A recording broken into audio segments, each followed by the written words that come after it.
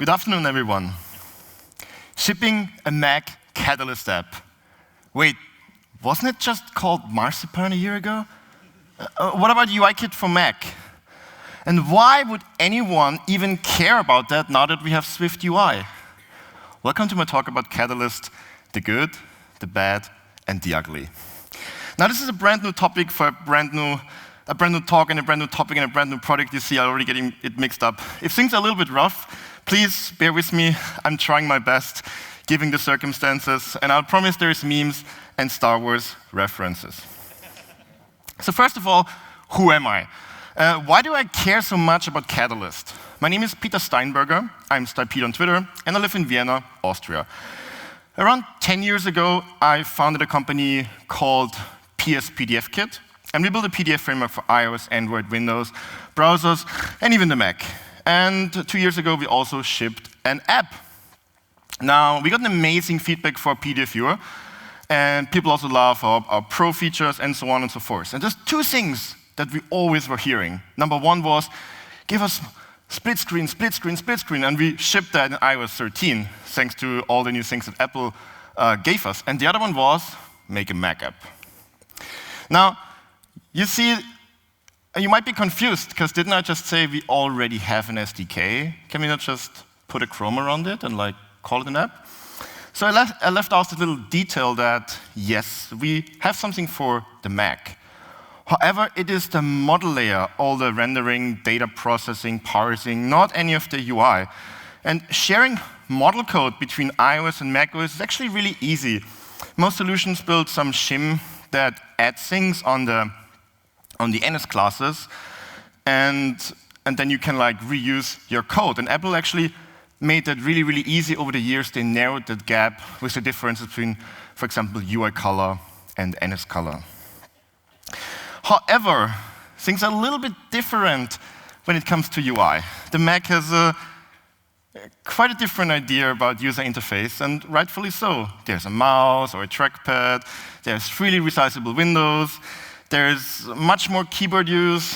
You have a touch bar. We already got a 1-star review because we don't support the touch bar. And more. So while Apple is working hard to make iOS a stronger computing platform, there's still quite a gap. And Catalyst is the promise to translate some of those UIKit concepts to the Mac automatically. Now, you know, the promise is it's just a checkbox, and things will work. But if you know, and if you worked on an Apple platform for a while, you know this isn't the finale, this is just the beginning. One important thing to mention, if you have anything that's deprecated, for example, UI WebView, these things are simply not there on Catalyst. However, if you take good care about your code base, you move to modern API, then actually checking that checkbox will get you quite far. But now, you should understand why Catalyst is so attractive to us. We have a large but well-maintained code base and a really complex UI. It would take years to recreate the same thing in AppKit. Now, checking that little checkbox, this is much more attractive, right? In fact, it was so interesting that I already tried it out a year ago. Here's a screenshot of me talking about hacking Marzipan at Try Swift in New York. Actually, I love this story because somebody actually was bold enough to use the hacked version of Catalyst and React Native to port a React Native hack to the Mac. And people asked him, how good is it? And he was like, it's reasonably good. So the best hack, I already mentioned it, was MARZIPANIFY from Stephen Smith, who's still very active in talking about Catalyst. This was a really, really clever hack. Now, a year later, we actually got the production version of Catalyst. However, Apple also didn't really spend time on it during the keynote. Swift UI got all the fame. Even the name, Catalyst, was a last-minute change. Internally, it's either called Marzipan or UIKit for the Mac. So it was definitely a last-minute change. Given that they also called their OS Catalina, it's also a little bit of a confusing one. By the way, there's still no sample project available. Not a single one. At least not from Apple. So I made a quick table to show you what technology to use when. If you already have a macOS app, just stick with AppKit. AppKit is good, it won't go away. You can do almost anything with it, good. If you have a large UIKit app and you don't have anything for the Mac, then try Catalyst. It's really an interesting technology and it will get you very, very far. If you start something new, then go with SwiftUI. It's definitely the new hot thing on the block. And while it might not be fully baked, it will be. And just for completeness sake, if you have a strong web presence, Electron is also there. So if we go with movie references, I would say SwiftUI is kind of like the Austin Powers of frameworks. You know, it's a hot mess if you like to live dangerously. But it's also incredibly fun, and it's likely the future. Now, Catalyst, it pretends to be this young thing, but it's actually something kind of old, bolted on something that's really old. You remember that UIKit is around for over 10 years, and AppKit came from Next Step. I mean, if you wondered what this NS is, this is Next Step. And when was Next Step released? In 1989. And now we come to the downsides. Where is the upsides? Anyhow, both SwiftUI and Catalyst will require macOS Catalina, which literally came out last night. That's why I reworked most of my slides today. Here's an overview over the release cycle, and you know it's kind of like this yearly thing. It's not going to change. This is how Apple rules.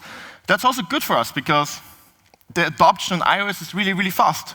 Just see this graph on iOS 12. It only took 4 months for 80% adoption rate, which is insanely fast. This is really, really good.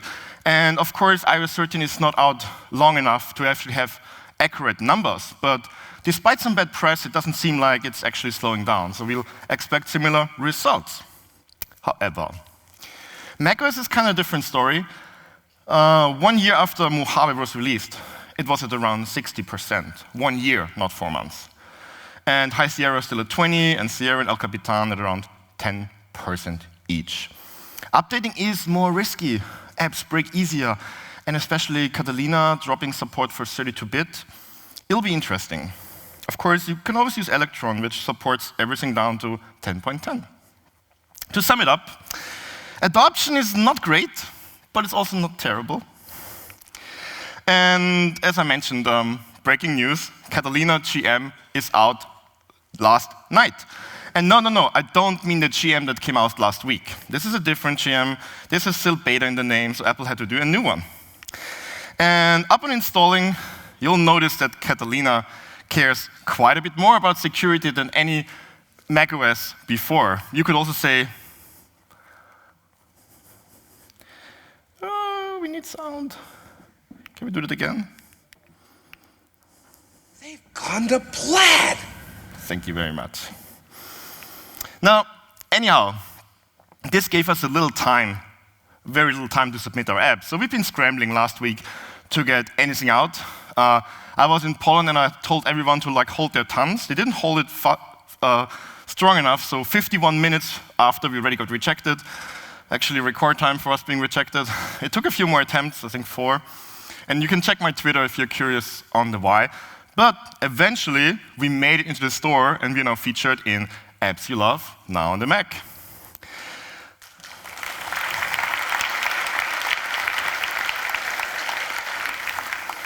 I really tried hard to not party too much last night, but I had to do a little bit. Now, let's go and let's step back a little bit. We talked a bit about the motivation of Catalyst. Now, let's talk a little bit about what makes a good Mac app. We tend to forget that AppKit actually gives us a lot of things. So let's very quickly revisit some stock controls. Buttons. And by the way, all these pictures are from a blog post from Martin Pilkington. He has a series called Appreciating AppKit, and it's really, really good. So AppKit has so many button variations, and especially some that show new windows are really a challenge to replicate in Catalyst. Text input, there's so many details around search. It shares the search across apps. There's a tag editor. Sliders are probably easier to replicate, but there's so many built-in features that we actually don't have in UIKit. There is a date picker, actually one that doesn't suck. There is table and collection views in UIKit, but AppKit also has a grid and an outline. And of course, nothing's perfect. AppKit's table and collection view is quite not as good as the one from UIKit. There's a rule editor there is a grid view. And we also need to keep in mind some of the limitations of Catalyst. So with AppKit, it's really easy to create new windows. You have NS popover. And of course, you can use popovers in UIKit too, but there's a little bit of a problem that they can't actually get out of the app frame. So you are basically contained to draw within your canvas, which means you should actually change your app design a little bit. And instead of popovers, you better use sidebars. Instead of navigation bar pushes, use a fade or disable it. Anything is better than pushing the whole content over there. It's really weird on the Mac. Instead of UI toolbar, actually go and use NS toolbar. So just a quick idea. We took our existing iOS app and just tweaked a few things. We added a sidebar. We changed the annotation menu a little bit. We added an NS toolbar. And it already looks like a pretty damn good Mac app. I mean, of course, there's more things to do, but you can get to this really, really fast. And speaking toolbars, AppKit has quite a sophisticated toolbar system. You all know it. It has an integrated editor. You can change it around. If there's multiple windows, edits will go and be applied to all the windows. This would be really difficult to replicate in Catalyst, really annoying. So what did Apple do? They gave us a little bit of AppKit in UIKit. So you can actually import AppKit and a file that's called NS toolbar with UIKit additions. Notice that I had to use Objective-C there, because there's still a bug if you do that directly from Swift, but you can use that in your bridging header, and then you can actually use it as you like in Swift. It's basically, you have NS toolbar, you have NS toolbar item, item groups, the same as in AppKit. Now, challenge for you. If we're looking at our toolbar, there's one thing that shouldn't be there. Is anybody here on stage who tried Catalyst and has an idea what is not possible in Catalyst? Matej, that's cheating. You can just shout it out because I don't see you. Huh? Search. If you're other things come from the Mac, but the search thing is not. There's no API for that. Why is that? So naive me would have expected that you have an NS search toolbar item, but AppKit is kind of old and also very flexible. So you don't have NS search toolbar item. You just have a toolbar item with a view property, and view takes an actual NS view.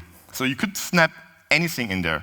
And that, of course, is a little bit of a problem because NS view is the AppKit world, UI view is the UIKit world, and those two really don't mix. Still, with Catalyst, you can't mix them. So Apple couldn't just release all the API around NS view. They certainly tried. So I talked to some of the engineers at WWDC 2019, and they told me that it will come in a later release. Now, this can mean in a later beta, this can mean in 10 years, or this can mean never. You know how these predictions go. But there is a private UI NS search field toolbar item in the also private UIKit helper Mac framework. So they tried to work on it, but I guess it just time ran out. As we all know, everybody works under constraints. So we didn't get it. So what did we do that it's still there? And for that, I actually have to go back one step to start with a simple example. AppKit has cursors. You don't really think about that when you work in UIKit, but the cursor on the Mac is actually quite flexible and powerful, and it reacts to content. If you resize something, it changes. If you hover over a link or if you hover over text, it reacts to the content. If you don't do that, your app will feel really weird. And to control the cursor, AppKit has the NS Cursor API. Now, it's not my favorite API. You can feel that it's a little bit old, but it's very usable, and here's how you use it. NS Cursor, pointing hand, set. But that part is not available in Catalyst. They only gave you a very small part of UIKit, so that's not there. However, AppKit's still there in the runtime. So we can fetch the class and call the method and it dynamically. You see, it's not very pretty, it's not very secure, but it works.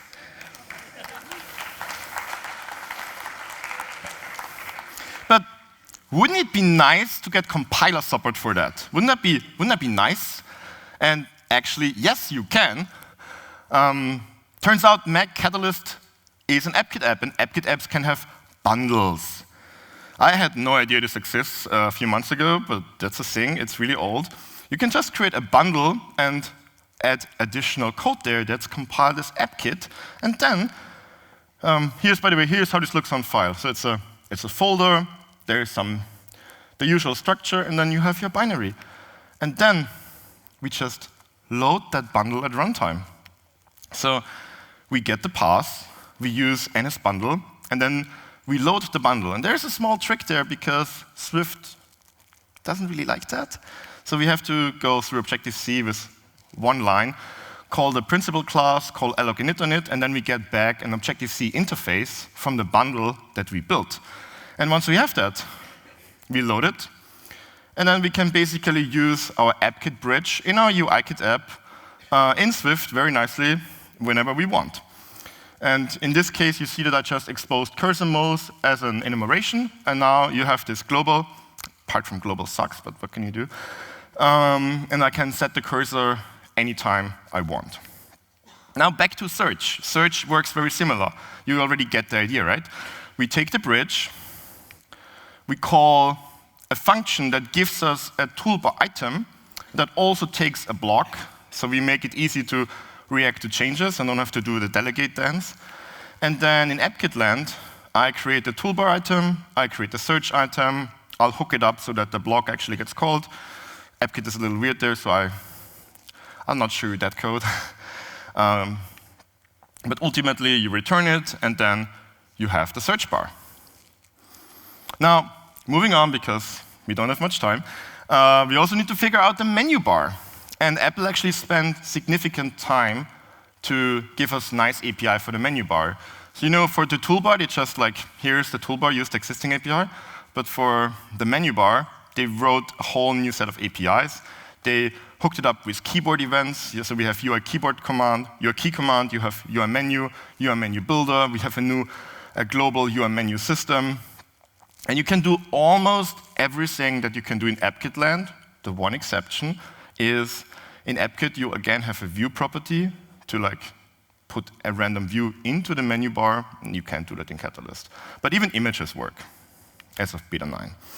So here's how this could look like. If you hook it up, you can really create a nice menu for your app. And quick reminder, menus work with the responder chain. I know if you do a lot of Swift, it kind of feels ach yike. But you just give it the method name, and it will search for the method name from the top of the responder chain down to the bottom. If it finds it, it will enable the menu. If it's not there, it will automatically disable the menu. Now, we know how to create a menu, but the most important thing in a document-based Mac app is open, and especially open recent.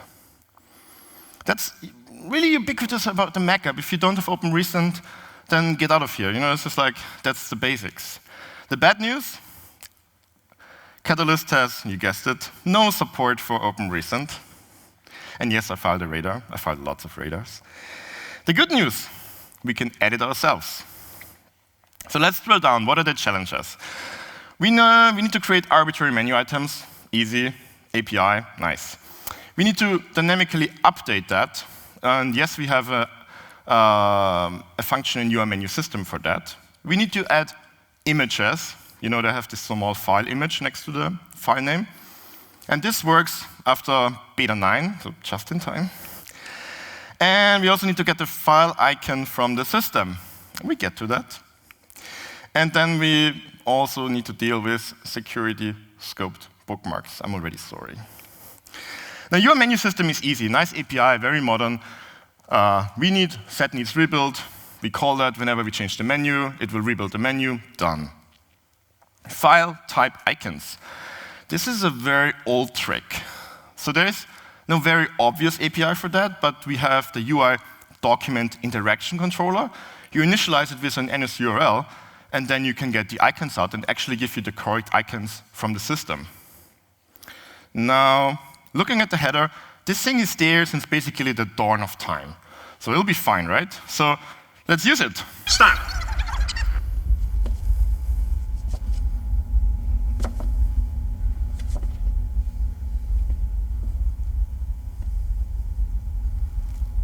What the hell am I looking at? Yeah, you're looking at an exception. Because it's actually not available. They just didn't tell us that in the header and let me run right into the crash after spending an hour implementing everything. And then the exception just says, not available. But by now, you already know. Remember what we learned. If UIKit doesn't give us what we want, we just go to Big Brother AppKit. And of course, in AppKit, it's really easy to do that. AppKit is made for documents. There is NS Workspace. You can get it for a file. You can get it for a file type, whatever you want. You get an NS image, so you cannot really transfer it up. You know, NS image, your image, different. But we can get the CG image ref and transfer that, and then just create a new UI image. Beautiful. Now, again, I'm sorry. We also need to deal with security scope bookmarks, because we have sandboxing, and we want to be in the App Store. So we need to deal with sandboxing, even though nobody likes sandboxing. Apple gave us all the API necessary. There's bookmark data and the matching, resolving bookmark data on NSURL. So you can store NSURLs with a long number, that is your security scope. And then when your app restarts, you take that again and you reach out from your app into things that you shouldn't be able to because you were able to do that before. Now there's a few steps that we need to take.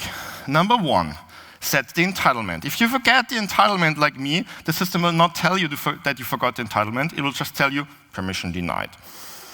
Then we need to use create with security scope and resolution with security scope. Again, if you don't use that, it'll not work. And we also need to use start accessing and stop accessing. There's a really big warning on it. If you forget about stop accessing, the kernel will run out of things, your app will crash. We don't want that. Now, there's a slight problem. Remember, we are still, in some ways, building an iOS app. I mean, we are building a Mac app, but we're also building an iOS app. I know it's confusing, but the compiler is quite clear about it. It looks for iOS, and these properties that we need, they're only available on the Mac. So while we are actually building a Mac app, it will not compile. But you know what you do when an enumeration is not available? We just declare it ourselves. I mean, this is really evil, and you can rightfully say I'm crazy, but this was something that got recommended by an Apple engineer, because it was even too crazy for me. But it works. I filed a radar, and I'm sure they will fix that eventually. You can use that in Objective-C. You can, with a little bit more pain, also do that in Swift. Now let's recap. We know how to create menu items. We know how to reload it. We know how to add images. We just go to AppKit to get our file icon, and we deal with security scope bookmarks. And when you then also add a management for a list, a clear menu, some additional code logic, and smash with a hammer on it, eventually you'll have an open recent menu. And you see I cheated because I forgot to make a screenshot, and I was there. But also I was at the point where I'm like, this seems like a lot of work. Catalyst is not really helpful. Isn't there a better way? What do AppKit apps do? So maybe we go down. What is this place? It looks like the Temple of Doom. Well, it sure ain't Temple Beth Israel. Come on, I think we better follow him. So it really might look like the Temple of Doom, but AppKit isn't so bad. And of course, there's a solution. AppKit is all about document-centered apps. So we have NS document controller, and there is a function to register recent URLs, to clear the menu, and also to get the list of recent URLs. Basically, everything that we want. Now, we still need to connect the menu. So this was actually very tricky. It took me a lot of Googling until I eventually found a blog post from 2007 by Jeff Johnson. And he has a 5-part series how to create a Mac menu without interface builder, which is surprisingly difficult. And eventually he gets to open recent, and he posts this important snippet that will convert your regular open recent menu into this magical being that is automatically populated by our friend and its document controller. And yes, I completely realize this is private API, but basically that's the same thing that Interface Builder does, so you need to decide for yourself if you want to risk this or not. Now, let's go back into UIKit land. Remember, we built the whole menu in UIKit. We have this nice API.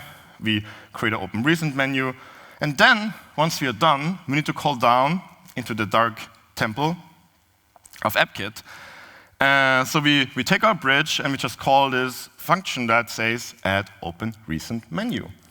And in there, we search for the open recent menu.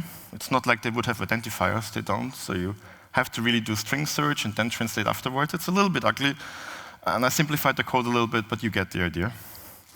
So what we do is we're mixing up UIKit and AppKit to go beyond what you could do with Catalyst alone. This is the magical part of it. Shit! I hate it when I get my Schwartz twisted. Oh. So yeah, we twist things around. We use those things, and by then I was in my hotel room at 3 at night, and I really wanted the open recent menu to work, but it didn't do anything. It's like, why is it not doing anything? I already spent so much time hacking. You know, something's missing. What do you do when you're almost there, but it still doesn't work?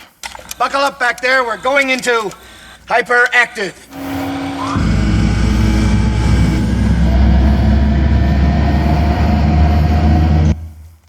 So we're going into hyperactive and open appkit.c. This is a large text file. It takes a few hours to decompile. So bear with me, it's still loading. And what we're really interested in is where is that string used? Where is the NSRecent document menu used? So you search, you eventually find where it's referenced. You scroll up this insanely long function. And again, our friend NSDocument controller has a, who would have guessed, install opened recent menus. This seems like a good idea. Now, I looked a little bit more. Why does it work in UIKit? This actually gets called very early on in the app cycle. Too early for the code path that Catalyst in UIKit uses to build the menu. So we just kind of missed the opportunity. But you know, we've been hacking so much, so what's one more private API call? So after we did all this mess, we just call install open recent menu. But now it was about 4 a.m. in my hotel room. I was really quite tired and this is the last thing. If this doesn't work, I'll close my laptop.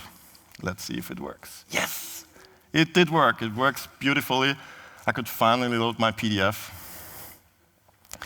and also go to bed.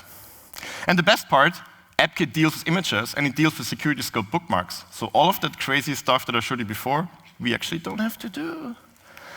Now, there was still one question. Is this actually allowed? And I'm not talking about private API. You can hide that. If you know what you're doing, this is fine. I'm talking about taking an AppKit bundle and loading code at runtime in your Catalyst app and then communicating between those two. Nobody could or wanted to give me an answer, so we really had a discussion. Should we just do runtime, which is even more ugly as you've seen, or should we just try it? And ultimately, I won. And we tried it, and our app got approved. We even featured. So I guess that's all the answer we needed. And yes. I was saying, do you realize what you've done? Yes, and I'm glad. Glad. Yeah, I'm glad about compiler support. So always remember, let's think what we talked about today. We learned about the history of Catalyst. We learned about the use cases and the platform adoption. We learned a little bit about what makes a good Mac app, but to be fair, this could be its own talk. We learned how to create toolbars and search fields. We learned about AppKit bundles and that you actually can use them, and about NSCursor and security scoped bookmarks. I'm sorry for that. And of course, our friend and magician, NSDocument controller. And always remember, Never underestimate the power of the Schwartz. Or in our case, AppKit. Thank you very much, FrenchKit. Thank you. Thank you very much. We have just a short time for a few questions. We are curious anyway. So it seems that you feel a lot of radars, right? Yes. So who suffered the most, like you or Apple? I think we didn't, like both had a lot of fun time there. Seems Apple clearly was struggling not only with everything in this release, but eventually it works. And were they like really proactive in helping you making the stuff work? Yeah. So in general, like a radar thing, if you file for new technologies that haven't shipped yet, very good. If you file regressions, very good. If you file bugs that already shipped, yeah, you're out of luck. Okay. I wanted to know, like, you decided to like do some really tricky combinations of code to actually access to develop the functionality you wanted. Yes. But aren't you afraid that it will break if anything changes in Catalyst? Honestly, I mean, would you send that to production? Well, we're already selling it. Really? No, but I mean, even the features that are like really built from you. Yes, so we actually both sell the Catalyst SDK for our customers and PDFU for Mac. And most of those APIs that I call, they exist for 10 years, 20 years. So the chances of them actually changing anytime soon are pretty much zero. If you use something that's very new, then it's difficult and dangerous. But the old stuff, I mean, it was already old in 2007 from the blog post, so I'm not too worried. So they are new for Catalyst, but not for Mac. Yes. Oh, okay. And I guess Apple is like targeting pro apps, iPad apps to go to the Mac. Isn't that like too few and too late? Since like for like complex apps like yours, that it takes a lot of time, and maybe people are like afraid of doing that because like things can get broken or like too. I mean, when you're like file 10 radars. After that, I mean, you're just not energy anymore to continue. Too much work. Yeah. I mean, I agree that this could have shipped years ago. This would have been nice, but we also wanted to be there at ship date. So if you start now, a lot of the pain is already fixed, and it's not a bad technology. It's actually really, really impressive. And of course, I've shown you all the things that are lacking, but there's so many things that are there. I mean. We shipped the product. It got really great reviews. We also got 1-star reviews about somebody said that we don't have touch bar support. But there's API for that, so we just didn't get around to it yet because, well, there's many things that we're working on, and this was not the main focus. This was mostly a fun project, and now that we see all the big impact, we're going to make it more of a focus. And if your app is not like a document-centric app, like, you have a much easier time. It's easier. Oh, okay. Yeah, I think we are still the only document-centric app on the store. Okay, I see. On and Catalyst. If we ask to the crowd, like, how many of you will consider porting their iOS app to the Mac using Catalyst, for example? Yeah, not a lot. Lots of hands, yes. It's a few. Okay. And is SwiftUI Mac on Catalyst or is AppKit? Right. Both. That's the funny part. You can use SwiftUI. You can use Catalyst to have the UI. UIKit SwiftUI on the Mac, but you can also create a Mac target. So I don't know what's smarter, but both works, which is kind of a crazy, yeah. And that's a more technical question. So iOS-specific frameworks are added in the bundle, in your like macOS bundle, or they are linked dynamically from Catalina? No, Catalyst is its own platform, so you cannot use any Mac frameworks, and you can't use any iOS frameworks if they're binary. If they're source code, likely it'll just work if they're well maintained. But otherwise, like for example, we couldn't ship Firebase, like we use remote config, analytics, all of that we had to remove because they're not ready yet and they ship binaries. So you're just like, okay, it's just not in there yet. And what about the other like iOS frameworks? Like I know there is MapKit or things like that. Yeah, I mean, everything's there. Okay. Almost everything's there. There's a few things that are just like not there, or surprisingly runtime crashes. Yeah. But 99% is there. And they are bundled in your app when you build that? No, they're on the system. On system, So all right. So in Catalina, you have a iOS Mac support, and there's all the frameworks that are on your phone or on your iPad, also on the Mac. okay, okay. And just like, a last question from the crowd, it was while developing, did you have also some weird issues with the tooling and Xcode and random crashes and keyboard not working and things like that? Well, I think everybody has that, but yeah, Okay. Catalyst was especially fun. You never knew if you did it wrong, or if it's their fault, it's our fault, or if it was designed that way. Okay, it's like really fun, I guess. Yeah. Okay, thank you Thank you very much. for this talk. Thank you.